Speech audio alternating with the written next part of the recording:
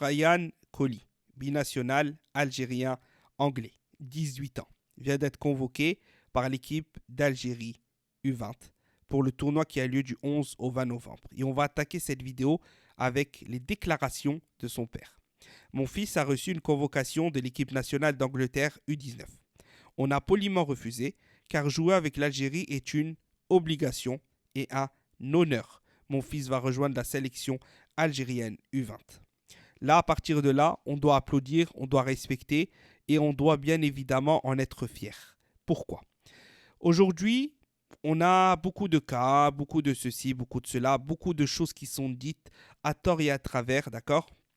On essaye un peu de trouver des excuses à tout le monde, pas à tout le monde. Alors des fois c'est justifié, des fois ça ne l'est pas.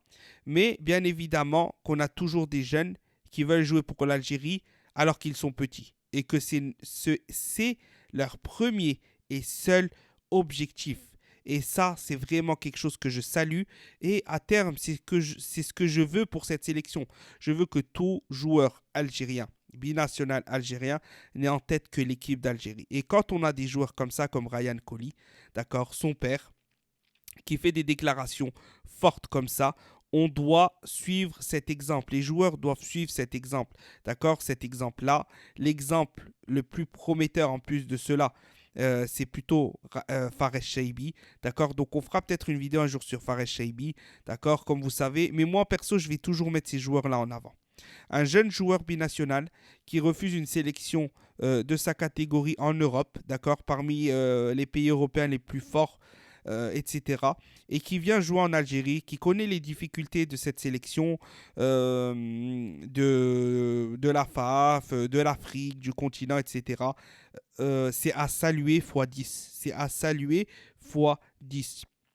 Donc bien évidemment que ce joueur-là, on lui souhaite une très très grande carrière, bien sûr, qu'on lui souhaite le meilleur et c'est un joueur très prometteur.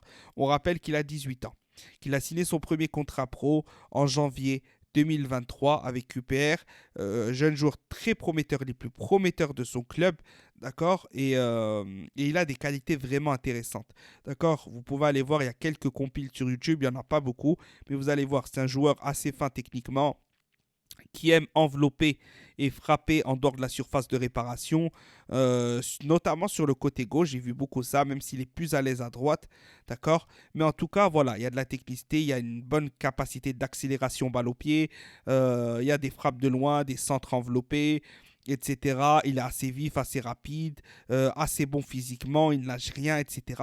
Donc c'est un joueur qui, à terme, a pour but de rejoindre la sélection A, et c'est ce qu'on lui souhaite, bien évidemment. Ce genre de joueurs, il faut toujours les soutenir, il faut toujours les soutenir, et il faut leur accorder plus de crédit qu'aux autres. Ça, c'est pour moi une obligation, une conviction, parce que celui qui met le drapeau de l'Algérie avant sa carrière, d'accord, doit être plus respecté que celui qui privilégie sa carrière avant l'Algérie. Donc, respect à Ryan Colli. Cette sortie m'a fait énormément plaisir et on lui souhaite bien évidemment le meilleur. Tahia l'Algérie.